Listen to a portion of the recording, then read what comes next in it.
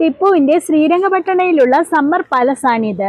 1784 പണിതാണ് ദരിയ Daulat bag അഥവാ garden of the sea of wealth എന്നറിയപ്പെടുന്ന ഈ കൊട്ടാരം. QR കോഡ് സ്കാൻ ചെയ്ത് വേണം എൻട്രി ടിക്കറ്റ് എടുക്കുവാൻ. ടിപ്പുവിന്റെ 2 സമ്മർ പാലസിൽ ഒന്നാണിത്. ഇൻഡോ സാർസനിക് രീതിയിലാണ് ഈ കൊട്ടാരം പണിതിരിക്കുന്നത്. രണ്ടാം മൈസൂർ യുദ്ധത്തിന്റെ ചിത്രങ്ങളാണ് ഈ കാണുന്നത്. തേക്കിന്റെ തടിയാണ് കൂടുതൽ യൂസ് ചെയ്തിരിക്കുന്നത്. 4 വശവും തുറന്ന വരാന്തകളാണിവിടെ. ഈ കൊട്ടാരത്തിന്റെ ചുവരുകൾ നിറയെ നാച്ചുറൽ കളേഴ്സ് ഉപയോഗിച്ചുള്ള വർണ്ണാഭമായ ചിത്രങ്ങളാണ്. പെയിന്റിങ്സ് ഇല്ലാത്ത 1 ഇഞ്ച് സ്ഥലം പോലും ഇവിടെയില്ല. മുകളിലത്തെ നിലയിലേക്ക് പ്രവേശനം അനുവദിക്കുന്നതല്ല.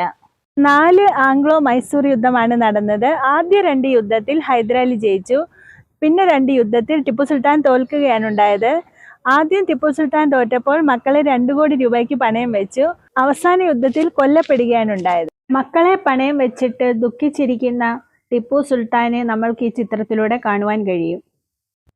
ടിപ്പു സുൽത്താന്റെ ഒറിജിനൽ ചിത്രങ്ങളും ശ്രീരംഗപട്ടണ യുദ്ധവും ടിപ്പു സുൽത്താൻ കൊല്ലപ്പെടുന്ന രംഗവും നമ്മൾക്കിവിടെ ചിത്രങ്ങളിലൂടെ കാണുവാൻ കഴിയും.